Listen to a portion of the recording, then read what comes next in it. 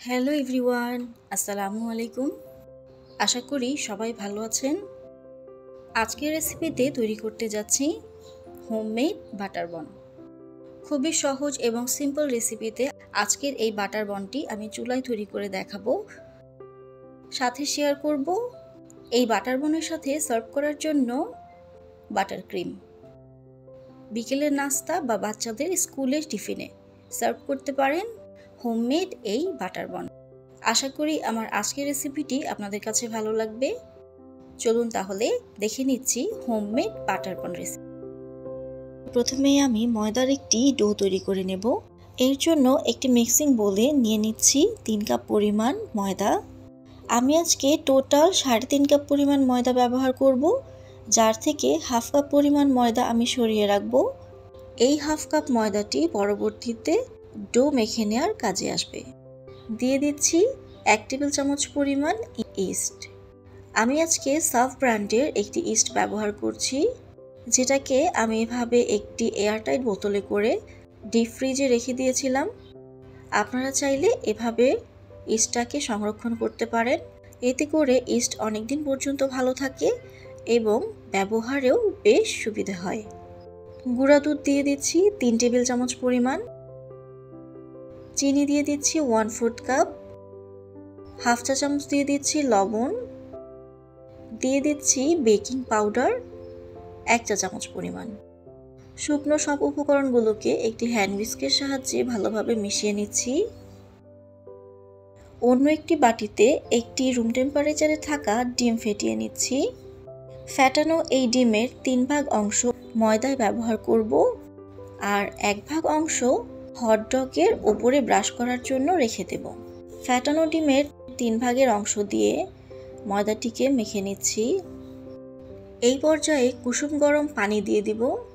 অল্প অল্প করে পানি অ্যাড করে ময়দাটিকে মেখে নিচ্ছি। 3 কাপ ময়দার জন্য আমার আনুমানিক 1 কাপ পরিমাণ কুসুম গরম পানি লেগেছে। আপনাদের বেলায় এটা কম বা বেশিও লাগতে পারে।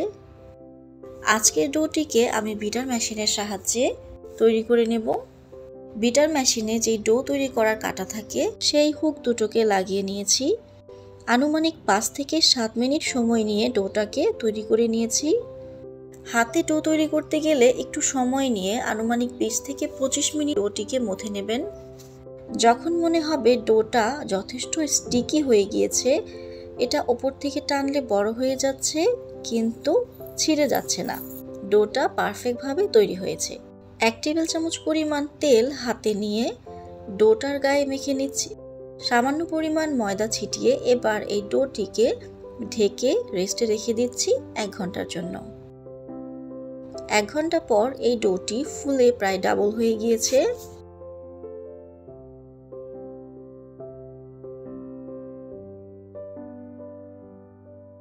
তুলে রাখা হাফ কাপ ময়দা থেকে সামান্য পরিমাণ ময়দা ছিটিয়ে এই ডোটিকে আরও 2 থেকে 3 মিনিট মথে নিচ্ছি। এই সময়ের মধ্যে এই ডোয়ের ভেতরে থাকা এক্সট্রা বাতাসগুলো বের হয়ে আসবে। সম্পূর্ণ ডো থেকে আমি কয়েকটি ভাগে ভাগ করে নিচ্ছি। কেটে নেওয়া ডো থেকে একটি লেচি নিয়ে হাতের সাহায্যে লম্বা একটি দড়ি তৈরি করে নিচ্ছি। মোটামুটি 1 থেকে 1.5 ফিট পরিমাণ লম্বা করে আমি একটি দড়ির মতো তৈরি করে নিচ্ছি। এবার এটিকে ভিডিওতে দেখানো নিয়ম অনুসারে পেঁচিয়ে নিয়ে এভাবে ফোল্ড করে দিচ্ছি। আপনারা দেখে নিশ্চয়ই বুঝতে পারছেন। একটি বেকিং ট্রেতে সামান্য পরিমাণ তেল মাখিয়ে নিচ্ছি। একই রকমভাবে আমি আরও একটি বাটার বন তৈরি করে নিচ্ছি। ঠিক এভাবে একটার উপর আরেকটা প্যাচ দিয়ে এভাবে ফোল্ড করে নিলেই তৈরি হয়ে যাবে বাটার বান। বাটার বান দুটিকে ট্রেতে দিয়ে দিচ্ছি। এটাকে এবার ঢেকে রেস্টে রেখে দেব 15 থেকে 20 মিনিটের জন্য। যেহেতু আজকের বানটিকে আমি চুলায় তৈরি করব, এই সময়ের মধ্যে চুলায় একটি হাঁড়ি প্রিহিট করে নেব। 10 থেকে 15 মিনিট পর দেখতেই পারছেন এই বানগুলো কিন্তু বেশ খানিকটা ফুলে উঠেছে। ফেটিয়ে রাখা ডিমের 1 ভাগ অংশ, যেটাকে আমি রেখে দিয়েছিলাম, ব্রাশের সাহায্যে এই ফ্যাটানো ডিম ব্রাশ করে দিচ্ছি। এবার এটাকে বেক করতে নিয়ে যাচ্ছি। হাঁড়িটি প্রিহিট করা হয়ে গিয়েছে। এর মধ্যে কয়েক টুকরা কাগজ দিয়ে দিচ্ছি।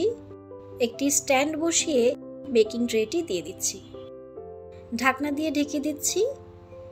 মিডিয়াম টু লো হিটে বেক করব 20 থেকে 25 মিনিটের জন্য। আপনারা নিশ্চয়ই দেখতে পাচ্ছেন হাঁড়ির ভেতরে আমি কয়েক টুকরা কাগজ দিয়েছিলাম এবং ঢাকনা আর হাঁড়ির মাঝখানেও আমি একটি বড় সাইজের পেপার দিয়ে দিয়েছি। এর কারণ হলো অনেক সময় চুলায় বাটার বান বা ব্রেড তৈরি করতে গেলে এর উপরে ঠিকঠাকভাবে কালার আসতে চায় না। একবার এইভাবে ট্রাই করে দেখবেন, এতে করে আপনার ব্রেডের উপরেও পারফেক্টভাবে কালার চলে আসবে। প্রায় 20 মিনিট পর বাটার বানগুলোকে নামিয়ে নিচ্ছি। নামানোর পর সাথে সাথেই এর উপরে ঘি বা বাটার ব্রাশ করে দিচ্ছি। দেখতেই পাচ্ছেন আমার বাটার বানগুলোতে কত সুন্দর কালার এসেছে। এবার এটাকে একটি সুতির কাপড় বা টাওয়াল দিয়ে ঢেকে রেখে দিচ্ছি পুরোপুরিভাবে ঠান্ডা হওয়ার আগ পর্যন্ত। এরই মাঝে আমি বাটার বানের জন্য বাটার ক্রিম তৈরি করে নিচ্ছি। এখানে প্রায় 1/3 কাপ পরিমাণ আনসল্টেড বাটার নিয়ে নিয়েছি। একটি বিটারের সাহায্যে 2 থেকে 3 মিনিটের জন্য বাটারটিকে বিট করে নিচ্ছি। দিয়ে দিচ্ছি 2 টেবিল চামচ পরিমাণ চিনি। মিষ্টিটা আপনারা আপনাদের পছন্দ অনুযায়ী বাড়িয়ে বা কমিয়ে দিতে পারেন। চিনি সহ এবার বাটারটিকে বিট করে নিচ্ছি যতক্ষণ না পর্যন্ত চিনিটা সম্পূর্ণভাবে গলে আসে। আমার ক্রিমটা প্রায় তৈরি হয়ে গিয়েছে। এরই মধ্যে আমার বাটার বানগুলো পুরোপুরিভাবে ঠান্ডা হয়ে গিয়েছে। বাটার বানগুলোকে মাঝখান থেকে কেটে নিচ্ছি। আগে থেকে তৈরি করে রাখা বাটার ক্রিম দিয়ে দিচ্ছি। তৈরি হয়ে গেল হোমমেড বাটার বান। বিকেলের নাস্তা বা বাচ্চাদের স্কুলের টিফিনেও কিন্তু এই বাটার বানটিকে সার্ভ করতে পারেন। আশা করি আমার আজকের রেসিপিটি আপনাদের কাছে ভালো লেগেছে। ভালো লেগে থাকলে লাইক, কমেন্ট, শেয়ার করতে ভুলবেন না। আমার চ্যানেলে নতুন হয়ে থাকলে চ্যানেলটিকে অবশ্যই সাবস্ক্রাইব করবেন। সবাই ভালো থাকবেন। আল্লাহ হাফেজ।